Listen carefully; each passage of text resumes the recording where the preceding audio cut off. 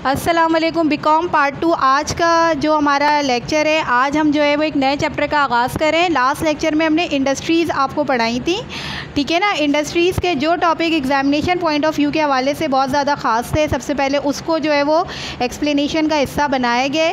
आप अपने साथ अपनी नोट्स फाइल ज़रूर सामने रखिएगा ताकि जो टॉपिक आपको जिस वक्त बताया जाए आप हैंड टू हैंड उसको पॉइंट आउट कर सकें, ठीक है ना। जिस भी किस्म का कोई भी मसला आ रहा हो, कोई पॉइंट आपको टीचर अगर एक्स्ट्रा बता रहा है, ठीक है, तो आप उसको भी अपने पास नोट कर लीजिए। यहाँ देखें वर्ड मैंने इस्तेमाल किया हुआ है स्मॉल स्केल। चैप्टर से ही, सबसे पहले चैप्टर से ही समझा जाता है कि एक्चुअली ना टीचर इस चैप्टर के अंदर क्या क्या पढ़ाएगी। अब देखो यहाँ पर इंडस्ट्रीज़ तो हैं ये, लेकिन एक स्मॉल स्केल है और एक कॉटेज है। स्मॉल स्केल जो होती है ना, ये छोटे पैमाने की सनतें होती हैं। छोटे पैमाने की सनतें क्या होती हैं, जैसे आप देखें घरेलू, जो घरों के अंदर छोटे पैमाने पर लोग बिज़नेस कर रहे होते हैं। किसी ने कारखाना लगा लिया, किसी ने छोटा सा इंडस्ट्रियल होम बना लिया, ठीक है ना। लोग कशीदाकारी का काम करते हैं, इसके अलावा जो शीशे वीशों का काम किया जाता है। तो ऐसी बहुत सारी घरेलू सनतें हैं, ठीक है ना, जो कि लोग अपने घरों में काम करके जो है क्या करते हैं, रोज़गार हासिल करते हैं, ठीक है, और अपने रिसोर्सेज को बढ़ा रहे होते हैं। क्योंकि हमेशा से ना एक चीज़, ये बात आपको अच्छी तरीके से पता है कि सनतें हमारे पास सेकेंडरी एक्टिविटी हैं, सही है ना। सेकेंडरी एक्टिविटी उस वक्त काम करती है जब हमारा प्राइमरी सेक्टर काम कर रहा होता है। और प्राइमरी सेक्टर क्या है हमारा? एग्रीकल्चर, सही है। तो और एग्रीकल्चर प्राइमरी सेक्टर क्यों है? एग्रीकल्चर प्राइमरी सेक्टर इसलिए है क्योंकि ये एक प्रिमिटिव एक्टिविटी है। प्रिमिटिव का मतलब होता है ये वो सरगर्मी है, ये वो काम है जब इंसान की ज़िंदगी का आगाज़ हुआ था ना, तो उसने अपने माहौल से ना ये शोबा भी अडॉप्ट किया था एज अ प्रोफेशन। यानी इस सरगर्मी को ना उसने अडॉप्ट किया था। वजह क्या थी? वजह ये थी कि देखें एग्रीकल्चर में भी मैंने आपको बताया था कि इससे ना ह्यूमन अपना फूड स्टफ पूरा कर रहा था। यानी उसकी जो ग़िज़ाई ज़रूरत थी क्या होता था, जैसे बाग के अंदर फल लगे हुए, फल तोड़ा खा लिया, सही है ना। सब्ज़ी है, सब्ज़ी ग्रो हुई हुई है, सब्ज़ी तोड़ी ऐसी पका ली, ऐसी खा ली। पकाने का भी इतना रुझान नहीं था क्योंकि लोग उस वक्त समझते ही नहीं थे कि हमें ज़िंदगी को गुजारना किस तरह। ये मिर्च मसाले ये कोई कॉन्सेप्ट नहीं था। इसी तरह बहुत सारे जो है एक्टिविटी थे जो लोगों ने उस दौर के अंदर अपनाई। उसमें से एक जो शोबा था ना, ये प्राइमरी सेक्टर था हमारा, और ये था ज़राअत, एग्रीकल्चर, ठीक है। तो जब हम एग्रीकल्चर को साथ लेके चले तो आपको याद होगा एग्रीकल्चर की डेवलपमेंट ही इंडस्ट्रीज़ को आगे बढ़ाती है। वो मुल्क जो सनतों में आगे बढ़ता है, याद रखिएगा ये बात, सनतों के अंदर ख़ुद कफ़ील होता है, ठीक है, सफिशेंट होता है, जहाँ पर इंडस्ट्रियलाइजेशन ज़्यादा होती है वो डेवलप नेशन होती है। जितने भी डेवलपिंग कंट्रीज़ हैं ना, डेवलपिंग का मतलब होता है जो तरक्की की राह पर गामज़न है। पाकिस्तान ना डेवलपिंग नेशन में आता है, डेवलप नहीं आता। डेवलप वो है जो तरक्की याफ्ता ममालिक हैं। तो जो तरक्की याफ्ता ममालिक हैं ना, वो ज़्यादातर सनतों के ऊपर बेस करते हैं, वहाँ पे सनतकारी बहुत होती है, ठीक है। लेकिन अगर आप घुमा फिरा के अगर सारी चीज़ों को आप कंक्लूड करो ना, सनतें कभी नहीं चल सकती जब तक का एग्रीकल्चर आपका अच्छा ना हो। वो कहते हैं ना एक शुगर मिल चल रही है, शुगर मिल कहाँ से चलेगी? जब शुगर केन होगा, है या नहीं है? शुगर केन कहाँ से आ रहा है? एग्रीकल्चर से आ रहा है, ठीक है। तो लिहाजा ये सारी चीज़ें जो है ना आपके जहन में हो कि एक सेक्टर दूसरे सेक्टर के साथ जो है वो एडजस्टेंट होता है। जब तक कोई भी सनत हो हमारी उस वक्त तक काम नहीं कर सकती जब तक कि हमारा प्राइमरी सेक्टर अपना रोल प्ले ना करे, पहली बात, सही है। तो जब हम मुख्तलिफ़ सनतों के हवाले से बात कर रहे होते हैं ना, ठीक है ना, तो जैसे आजकल आप देखते हो आपको सीमेंट इंडस्ट्री नज़र आती है, ऑटोमोबाइल इंडस्ट्री नज़र आती है, फार्मास्यूटिकल इंडस्ट्रीज़ नज़र आती हैं आपको। इसके अलावा शुगर मिल हैं, फ्लावर मिल्स हैं, ठीक है ना। इसके अलावा हमारे पास सर्जिकल इंस्ट्रूमेंट इंडस्ट्री है, फर्टिलाइज़र इंडस्ट्री है। आज देखो हमारे पास कितनी सारी वेराइटीज़ हैं इंडस्ट्रीज़ की, लेकिन ये वो सनतें जो बड़े पैमाने पे काम करती हैं। अब यहाँ पर एक अगर छोटा सा एंटरप्राइज़ है, छोटा बिजनेसमैन है, सही है, उसका देखिए सबसे बड़ा मसला क्या होता है, उसके पास होती है पैसों की किल्लत, पैसों की होती है उसके पास कमी, ठीक है ना। बैंक उसको लोन नहीं दे सकता, वजह क्योंकि उसके पास मॉर्टेज कराने को कुछ नहीं होता। और अगर बैंक उसको लोन देगा भी ना, तो वो कौन सा लोन देगा? अनसिक्योर्ड। और अनसिक्योर्ड लोन के अंदर जो है ना बहुत ज़्यादा पैसा जो है वो बैंक आपको नहीं दे सकता, ठीक है ना। तो ये बहुत सारे मसले मसाइल हैं जिसकी बिना के ऊपर लोग जो है वो परेशान होते थे, और बाज़ दफ़ा तो लोग अपने लगे हुए कारोबार को ख़त्म कर दिया करते थे। अक्सर आप वर्ड सुनते होंगे सिक इंडस्ट्रीज़, ठीक है। जब वज़ीर आज़म इमरान ख़ान है अक्सर स्पीच करते हैं, ठीक है, अभी इन्होंने 14 अगस्त के हवाले से भी स्पीच दी है, तो इन्होंने कहा कि देखिए हमारा एम है कि हम सिक इंडस्ट्रीज़ को आगे बढ़ाएं। ये सिक इंडस्ट्रीज़ क्या होती हैं? सिक इंडस्ट्रीज़ वो होती हैं कि जहाँ पर फंड्स की कमी थी, ठीक है ना, तो उन इंडस्ट्रीज़ का सफाया हो गया, यानी वो गायब हो गई इकॉनमी से। वजह क्या है? वजह ये है कि वहाँ पर जो इन्वेस्टर पैसा लगा रहा था ना, ठीक है ना, वो ना तो अपने आप को सेफ़ समझ रहा और ना उसके पास इतना अमाउंट रहा कि वो मज़ीद इन्वेस्टमेंट कर सके, ठीक है। आजकल अगर आप गौर करें ना, लोग घरों के अंदर बहुत सारे बिज़नेस कर रहे हैं, हो रहे हैं या नहीं हो रहे? जब बिज़नेस है तो ज़ाहिर है वो इंडस्ट्रीज़ के तौर पे काम कर रहे हैं, करते या नहीं करते लोग? आजकल फ़ूड आइटम्स का कारोबार हो रहा है, आजकल क्लोथिंग का काम हो रहा है, आजकल ज्वेलरी का काम हो रहा है, ठीक है ना। ये सारे आजकल ट्यूटर्स अवेलेबल हैं, तो ये सारे काम क्या है? ये सर्विसेज की शक्ल में, कुछ गुड्स की शक्ल में। तो इकॉनमी के अंदर जितना भी रेवेन्यू जनरेट किया जाता है ना, वो गुड्स और सर्विसेज दोनों से होता है। अब गुड्स तो वो हैं जो हमें दिखाई दे रही हैं, सर्विसेज वो जो हम दे रहे हैं आपको, ऐसे बहुत सारे लोग दे रहे हैं, ठीक है। तो अब जब हम इंडस्ट्रीज़ के बारे में बात करते हैं ना, तो ये जो एक चैप्टर है हमारा स्मॉल स्केल और कॉटेज इंडस्ट्रीज़, इसमें से कुछ मखसूस टॉपिक हैं, ठीक है ना, जो आपके एग्ज़ाम का हिस्सा बनते हैं। इसमें आपको ये पता होना चाहिए कि पाकिस्तान में इसका रोल क्या है, ठीक है ना। ये जो घरेलू सनतें और छोटे पैमाने की सनतें जो हैं, ठीक है ना, इनका क्या किरदार है। कॉटेज इंडस्ट्रीज़ जो होती हैं दस्तकारियाँ होती हैं, कालीन साजी करना है, ठीक है ना, शीशे का काम है, इसके अलावा हाथी दंत साजी होती है जो हाथी के दांत का काम होता है, ठीक है ना। ये सारी घरेलू और छोटे पैमाने की सनतों पे आता है। अब जब हम छोटे पैमाने, इसे सेल्फ़ एम्प्लॉयमेंट इंडस्ट्रीज़ भी कहते हैं। क्या कहते हैं? सेल्फ़ एम्प्लॉयमेंट इंडस्ट्रीज़, ठीक है ना। ये वो इंडस्ट्रीज़ होती हैं कि जिसके अंदर लोग ख़ुद काम करते हैं। याद करें, आप लोगों ने आईटीबी में टॉपिक पढ़ा होगा जिसके अंदर आपने पढ़ी थी सिंगल प्रोप्राइटरशिप।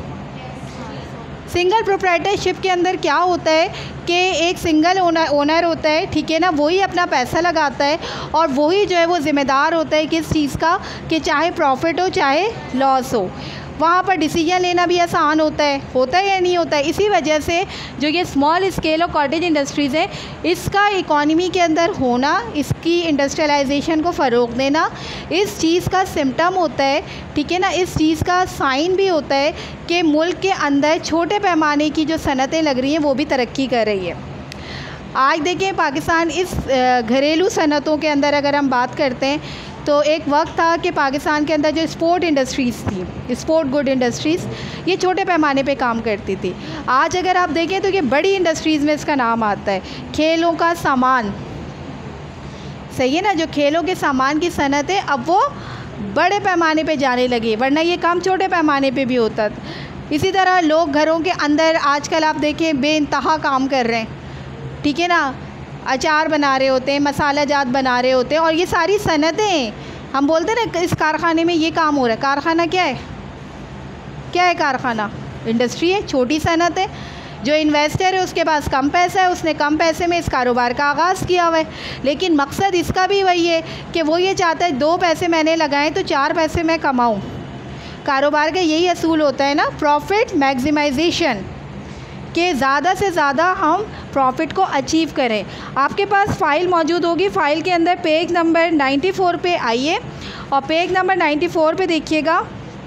हाथ में अगर आपके पास पेंसिल होगी तो साथ साथ इसकी मार्किंग भी होती चली जाएगी और आपको पता चलता जाएगा कि भाई अगर हमारे पास स्मॉल स्केल और कॉटेज इंडस्ट्रीज़ का कोई टॉपिक आता है तो उसका आगाज़ हम किस तरह से करेंगे। हमेशा की तरह कुछ इंट्रोडक्शन लाइंस बताती हूँ मैं, सही है। ये इंट्रोडक्शन लाइंस, ठीक है, आप जो है वो हमेशा अपने पास इस तरह से लर्निंग वर्क करें, प्रॉब्लम आए, रोल आए, सिग्निफिकेंस के हवाले से आए, किसी भी तरह से अगर क्वेश्चन आता है स्मॉल कॉटेज इंडस्ट्री का तो आप उसका आगाज़ इन्हीं लाइनों से करेंगे, ठीक। तो small scale and cottage industries के अंदर पेज नंबर 94 पे देखिएगा। Cottage industries include all the industrial unit which provide the self employment to the owner who carry on his activities generally in his house with the help of unpaid family labour. यानी अगर जो घरों के अंदर भी लोग काम कर रहे होते हैं ना, वो कोई सैलरी पेड नहीं होते, वो तो बाद में पता चलता है। अब जैसे मैं हूँ, एक और एग्ज़ाम्पल भी, हम ट्यूशन पढ़ाते हैं घरों के अंदर, सही है ना, 2 ट्यूशन ले लिए हमने, 4 ट्यूशन ले लिए, करते करते आपके पास 10 से 12 ट्यूशन्स हो गए। आपने क्या किया, अपनी फैमिली में से अपने भाई को या अपनी बहन को भी ऐड कर दिया कि भाई चंद क्लासेस आप जो है वो कंडक्ट करो, कुछ क्लासेस नहीं। तो क्या है, एक छोटी सी इंडस्ट्री आपने ख़ुद बना लिया, छोटा सा बिज़नेस आपने ख़ुद बना लिया। वजह क्या है, वजह ये कि अब आप वो एक्टिविटी करके कमा रहे हैं। अगर आप वो एक्टिविटी करके नहीं कमा रहे हो, सही है ना, तो फिर ये काम चला जाता है वेलफेयर के ऊपर। तो जब वेलफेयर मूड आता है तो फिर वो चीज़ इंडस्ट्री में शामिल नहीं होती। मैं फिर रिपीट कर रही हूँ अपनी लाइन, ठीक है ना, कि अगर हम कोई भी ऐसा काम करते हैं जहाँ पे हमारी लेबर अनपेड होती है, ठीक, तो वो चली जाती है वेलफेयर मूड पे, और वो फिर इंडस्ट्रीज़ में शामिल नहीं होती, बिकॉज़ क्योंकि वो बिज़नेस का हिस्सा नहीं होती। और बिज़नेस का मकसद जो होता है ना, चाहे आप किसी के साथ भी कारोबार करो, बहन भाई आपस में करें, ठीक है ना, बाप बेटा करें, उसका जो मकसद होता है ना, वो होता है प्रॉफिट अर्न करना, ठीक है ना। तो जब आप कोई काम ऐसा कर रहे हो जो कि जिससे आपको पता है हमें कोई भी रेवेन्यू नहीं मिलना, ठीक है ना, आप एज अ वेलफेयर काम कर रहे हो, क्योंकि सोसाइटी के अंदर वेलफेयर मोटिव पे भी काम किया जाता है। इस सिलसिले में आपको पता है कोऑपरेटिव सोसाइटीज़ अपना बड़ा रोल प्ले करती हैं, ये सब पढ़ा हुआ है आपने। तो लिहाजा अगर वो अनपेड होंगी तो वो इंडस्ट्री में इंक्लूड नहीं है। पेड है, वो एक्टिविटी करने के बाद आप बाहर वो प्रोडक्ट लेकर आते हो, ठीक है ना, तो वो क्या है, हमारी एक इकोनॉमिकल एक्टिविटी। और इकोनॉमिकल एक्टिविटी हमेशा आपको अर्निंग जनरेट करके देगी, और जब अर्निंग आपकी जनरेट होगी तो लाजमी सी बात है आपको वो घाटा तो नहीं देगी, या तो आप जितना लगाओगे उतना कमाओगे, सही है ना, या फिर आप प्रॉफिट अर्न करोगे, ठीक। These industries are owned by craftsmen and artisans who engage themselves in an industrial activity either in whole time or a part time basis. These are all the introduction line which should be start the topic, ठीक है। कोई भी topic है आपने start यहीं से लेना है, सही है। इसमें क्राफ्टमैन कारीगर लोग भी आते हैं, ठीक है ना, इसमें फ़नी सलाहियत रखने वाले लोग भी आते हैं, आर्टिशंस का वर्ड आ रहा है यहाँ पे, सही है, जिनके अंदर माहिराना सलाहियतें होती हैं उस काम के हवाले से, ठीक है, वो तमाम तर लोग इसके अंदर आते हैं। इसके बाद हमारे पास एक डेफिनेशन दी हुई है, ये डेफिनेशन भी कॉर्पोरेशन एक्ट के तहत एक्सप्लेन की है। ये आपने वर्ड टू वर्ड ऐड करनी है, ठीक है ना, इसमें किसी भी किस्म के लफ्ज़ की तब्दीली नहीं करनी। क्यों? क्योंकि एक्ट ये कानून के तहत वाज़े की गई है, और जब कानून है तो आपको पता है ये लीगल हायरिंग है, ये कानूनी शिक भी रखती है। अगर इसके अंदर किसी भी चीज़ की कोई ख़ामी रह जाएगी या किसी ने कोई गलत तरीके से कोई गलत काम कर दिया तो फिर इसके ख़िलाफ़ एक्शन भी होगा। Industries which are carry on wholly and mainly by the members of a family either as a whole time or a part time occupation are known as cottage industries। सही है ना, कि हमारी फैमिली के members हों, ठीक है ना, वो मिलकर अगर कोई कारोबार करते हैं, कोई काम करते हैं, वही वाली चीज़ जो मैंने अभी आपको बताई कि वो अनपेड होती हैं, ठीक है ना, उसके ऊपर पेमेंट नहीं होती, ठीक है ना, तो वो हमारी क्या कहलाती हैं, कॉटेज इंडस्ट्रीज़ कहलाती हैं। घरेलू सनतें, छोटे पैमाने की सनतें, इसे सेल्फ एम्प्लॉयमेंट इंडस्ट्रीज़ भी कहा जाता है। इसके बाद यहीं देखिए टाइप्स ऑफ कॉटेज इंडस्ट्रीज़ दिया हुआ है, ये पता होना चाहिए, ये एग्ज़ाम में नहीं आता, ठीक है ना, एग्ज़ाम के अंदर टाइप्स ऑफ कॉटेज इंडस्ट्रीज़ नहीं पूछी जाती ज़्यादातर, लेकिन आपको पता होना चाहिए कि टाइप्स ऑफ कॉटेज इंडस्ट्रीज़ क्या हैं, सही है। जैसे रूरल कॉटेज इंडस्ट्री, रूरल क्या होते हैं, गांव देहाती इलाके, ठीक है, गांव देहात के जो इलाके होते हैं वहाँ पर जो छोटे पैमाने की सनतें, आपको पता है वहाँ पर लोग बहुत सारे काम ना लेबर फोर्सेस से करते हैं, वहाँ पर कैपिटल इक्विपमेंट्स का इस्तेमाल नहीं होता, वजह due to the lack of fund, सही है ना, वहाँ लोगों के पास इतना सरमाया नहीं होता। आज तक कालीन साजी का काम ना हाथों से किया जाता है, ये जो मैट कालीन अक्सर आपने देखा होगा, ये हम इंटीरियर डेकोरेशन में इस्तेमाल कर रहे होते हैं, मैट का काम होता है, ठीक है ना, चटाई का जो वर्क होता है, मिरर वर्किंग होती है, वे जो ये ज़्यादातर लोग दस्तकारी में इस्तेमाल करते हैं, आजकल आपको पता है इंटीरियर में बहुत इस्तेमाल होता है, ठीक है ना, तो ये सारे काम छोटे पैमाने पर होते हैं। पर्स वग़ैरह बनाए जाते हैं, कपड़ों के अंदर भी इन सारी चीज़ों का इस्तेमाल किया जाता है। तो रूरल एरियाज़ का कारपेट इंडस्ट्री है हमारे पास, पोल्ट्री फार्मिंग है। Poultry farming now convert into a large scale industries, ठीक है ना। गांव देहात के अंदर चूँकि आपको पता है एनिमल रेयरिंग, एनिमल कीपिंग होती है वहाँ पे, मवेशी पाले जाते हैं, लाइव स्टॉक फार्मिंग होती है वहाँ पर, ठीक है ना। तो वहाँ पर जो सनतें काम कर रही होती है ना, वो तो छोटे पैमाने पे करती है। ज़ाहिर है उनके पास इतने पैसे थोड़ी होते हैं, जो मवेशी होते हैं उनके पास इतने पैसे नहीं होते। अभी देखिए थोड़े से दिन पहले पीरियड गुजरा एक, ये मवेशी होते हैं ना जो पूरे साल उन जानवरों को पालते हैं, उनकी फ़ीड का ख्याल रखते हैं, उनकी टेक केयर, उन्हें पता है कि हमने जो लाखों रुपए इसके ऊपर लगाया है, अगर हमारी ज़रा सी भी हमारी जो है ना ध्यान हटता है, या ज़रा सा भी हम कुछ ऐसा कर जाते हैं जो कि उसका मर जाने का सबब बने, तो उनके लाखों रुपए डूब जाते हैं। तो पूरे साल उन मवेशियों का काम क्या होता है कि वो उन मखसूस मवेशियों को इस पर्पज़ के लिए तैयार करते हैं, और साल में एक ही दफ़ा वो कमाते हैं और पूरे साल को वो कवर करते हैं। वजह क्या है? वजह ये कि वहाँ पर ये सारी फार्मिंग ना मखसूस एरिया में हो रही होती है। हमें ऐसा लगता है भाई यार क्या हो गया, 6 करोड़ 1 करोड़ का जानवर सेल हो गया, लेकिन आपको नहीं पता उस जानवर को खिलाने पिलाने में, उसकी देखभाल करने में उसने कितना पैसा लगाया होगा, ठीक है ना। और उसको मालूम होगा कि अगर ये खुदा ना करे ये मर जाए तो उसका लाखों करोड़ों रुपया गया। तो ये कमाते एक दफ़ा हैं और साल खाते। तो ये जो इस तरह के काम होते हैं ना, ये भी एज अ कॉटेज इंडस्ट्रीज़ काम कर रही होती हैं। इसी तरह दूध देके हमारे पास जो डेयरी फार्मिंग है हमारी चल रही है, वो किससे चल रही है? वो भी मवेशियों से चल रही है, लाइव स्टॉक से चल रही है हमारी। अगर वो ममालिक जो कि डेयरी फार्म, आपको पता है ये हाईली कैपिटल इंटेंसिव होती हैं। हाईली कैपिटल इंटेंसिव इंडस्ट्रीज़ का मतलब होता है कि ये लार्ज स्केल के ऊपर काम करती हैं। अब आज देखें ना, हम दूध इस्तेमाल करते हैं, हम दही इस्तेमाल करते हैं, हम अंडे खाते हैं, ठीक है ना, हम ये जो पेस्ट्रीज़ होती हैं उनका इस्तेमाल कर रहे होते हैं, ठीक। तो ये इतनी सारी चीज़ें ये कहाँ से आ रही हैं? डेयरी फार्म में। और आप मुझे बता दो इनकी कॉस्ट क्या कम होती है? इनकी कॉस्ट कम नहीं होती है। वजह ये कि दुनिया के अंदर ये हाईली एक्सपेंसिव कैपिटल इंडस्ट्रीज़ होती हैं जो हमेशा ना बड़े स्केल पे काम कर रही होती हैं। अब मुर्गियाँ जो चिकन इतनी ज़्यादा पूरे पाकिस्तान में क्या पूरी दुनिया में खाई जाती है, ठीक है ना। अब ये चिकन कहाँ से आ रही है? पोल्ट्री फार्म होंगे तो इनकी ग्रोथ होगी ना, इनकी नशोनुमा होगी। हम देखें हमारे डीप फ्रीज़र में आप ज़रा सा काम ख़राब कर दो, मुसलसल बंद रखो, या वो चीज़ ख़राब हो जाए तो आपका सारा का सारा सामान ख़राब हो जाता है या नहीं हो जाता? तो यही चीज़ इकॉनमी के अंदर भी होती है कि अगर आपने हर चीज़ को, हर इंडस्ट्रीज़ को प्रॉपर वे में नहीं चलाया तो अल्टीमेटली उसका रिज़ल्ट क्या होता है कि वो चीज़ ख़राब हो जाती है। और कितनी कंजम्पशन है, आप मुझे बताओ कितनी कंजम्पशन है? चिकन वाइट मीट ले लो, आप रेड मीट ले लो, क्या लोग रह सकते हैं इसके बगैर? कभी भी नहीं रह सकते।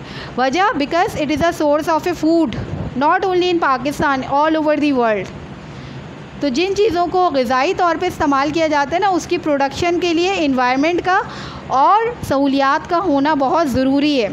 मैं ला के घर में एक जो है वो मुर्गी पाल लूँ और मैं बोलूँ भाई मैं ना इसी के अंडे खाऊंगी, अब ज़रूरी नहीं है कि मैं वो काम कर पाऊँ और वो देने को तैयार भी हो जाए, क्योंकि हर चीज़ के लिए एक माहौल का, एक इन्वायरमेंट का सबसे अमल दखल होता है हर एक्टिविटी में। आपके लिए इन्वायरमेंट का होना बहुत ज़रूरी है। आप घर में केकड़े पालने के शौकीन हैं, आपको एक्वेरियम रखने का शौक़ है, ठीक है ना, लेकिन उसकी केयर कितनी करना पड़ती है। ऐसा तो नहीं होता ना कि आपने बाल्टी में केकड़ा डाल दिया और आप बोल लो कि नहीं भाई इससे मज़ीद केकड़े बन जाएंगे, ऐसे नहीं हो सकता। फिर आपको प्रॉपर एक इन्वायरमेंट चाहिए होता है, ठीक है ना। तो इस वजह से जो गांव देहात होती हैं वहाँ पर इस तरह की सनतें जो कम पैसों में भी हो जाती हैं, तो लोग वहाँ पे अमूमन ऐसी सनतों का आगाज़ करते हैं। इसके बाद है अर्बन कॉटेज इंडस्ट्रीज़। अर्बन कहते हैं शहरी इलाकों को, और जब शहर की बात आती है तो वहाँ देखें लोगों के पास सहूलियात बहुत होती हैं, प्लस एजुकेशन होती है, प्लस अवेयरनेस होती है, plus know how of the market होती है, plus means of transportation and communication होता है, प्लस आइडिया होता है to get the maximum profit, ठीक है ना। एडवर्टाइजमेंट होती है, मीडिया होता है उनके पास, सही है ना, लोगों को एडवर्टाइज़ करने के लिए लोगों को इस चीज़ के बारे में बताने के लिए। तो कहने का मकसद ये है सारा कि आप ये देखिए जो शहरी आबादी के अंदर छोटी मोटी सनतें काम कर रही हैं ना, आजकल देखो कितना आसान है, हमारे पास सेल फ़ोन है, फेसबुक के ज़रिए आप देखें कितनी सारी चीज़ें आप पब्लिश करते, पोस्ट करते या नहीं करते। मैं घर बैठ के अगर मैं किसी लिटरेचर पे काम कर रही हूँ सपोज़, मुझे ऐसा लगता है कि नहीं भाई मैं इंग्लिश स्किल्स के हवाले से स्टूडेंट्स को कुछ मेजर टेक्निक्स बता सकती हूँ जिससे वो अपनी इंग्लिश को, अपनी स्पीकिंग पावर को इम्प्रूव कर सकते हैं, सही है ना। तो मैं क्या करूँगी, आजकल आप देखें पोस्ट कर देते हैं, स्टूडेंट भी करते हैं, तो कितना आसान हो गया है आजकल हर चीज़ को पब्लिश करना, सही है, लोगों के जहन में आइडिया डालना, कितनी सारी चीज़ें हो रही हैं आज। OLX पे देख लीजिए आपको कोई चीज़ मालूम करनी होती है, आप जाते हो सर्चिंग इंजन के थ्रू जो है वो आप हर चीज़ फाइंड आउट कर लेते हो, और सर्चिंग इंजन्स भी आप देखें हमारे पास कितने सारे काम कर रहे हैं। तो कहने का मकसद ये है कि शहरी आबादी में ना अवेयरनेस ज़्यादा होती है, तो वहाँ पर अगर कोई शख्स छोटे पैमाने पे भी काम करेगा ना, ठीक है ना, तो वो गांव देहात के मुकाबले में वो इंडस्ट्रीज़ फिर भी ऊपर होंगी, सही है ना, उनका स्टैंडर्ड फिर भी ऊपर होगा। समझ आ रही है बात। तो लिहाजा ये सारी चीज़ें जो है ना, तो ये दो तरह की इंडस्ट्रीज़ हैं, कॉटेज इंडस्ट्रीज़, एक गांव देहात में होती है और एक शहरी आबादी में होती है। ज़रूरी नहीं है छोटे पैमाने पे काम करने वाले लोग सिर्फ देहाती हों, शहरों के अंदर भी लोग छोटे पैमाने पे कारोबार करते हैं। जैसे आजकल एक काम और हो रहा है, थ्रू ऑनलाइन हो रहा है, वो सारा ऑनलाइन बाइंग एंड सेलिंग हो रही है कि आप मुख्तलिफ़ कंपनीज़ के साथ जो है वो आप कम्युनिकेट हो जाते हो, रजिस्टर्ड हो जाते हो, फिर उनकी प्रोडक्ट्स को आप मार्केट करते हो। जब आप उनकी प्रोडक्ट्स को मार्केट करते हो तो वो आपको कुछ पॉइंट्स देते हैं, और उस पॉइंट से होता है क्या है कि जब आप किसी चीज़ की बाइंग और परचेजिंग करोगे तो फिर आपको उसके ऊपर क्या मिलता है, डिस्काउंट मिलता है। तो ये क्या है, ये सब बिज़नेस है। इसी तरह बहुत सारी जॉब ऐसी हैं जो कमीशन बेस होती हैं, उसमें आपको एक टारगेट दिया जाता है कि भाई ये जो है मखसूस प्रोडक्ट है, सही है ना।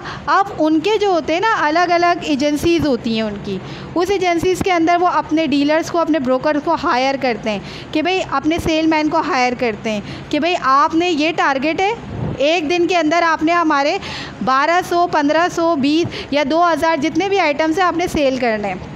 सेल करने पर क्या होगा, आपकी सैलरी के साथ जो है वो आपकी कमीशन को ऐड कर दिया जाएगा, ठीक है ना। तो ये सारी चीज़ें होती हैं जो कॉटेज इंडस्ट्रीज़ को आगे बढ़ाने में एक अहम किरदार अदा करती हैं। तो यहाँ आज के लेक्चर में ना हमने आपको ये बात बताई कि स्मॉल और कॉटेज इंडस्ट्रीज़ का एक्चुअली रोल क्या होता है, इसकी टाइप्स क्या होती हैं। इंशाल्लाह नेक्स्ट क्लास में ना हम इसके मेन फीचर्स को डिस्कस करेंगे।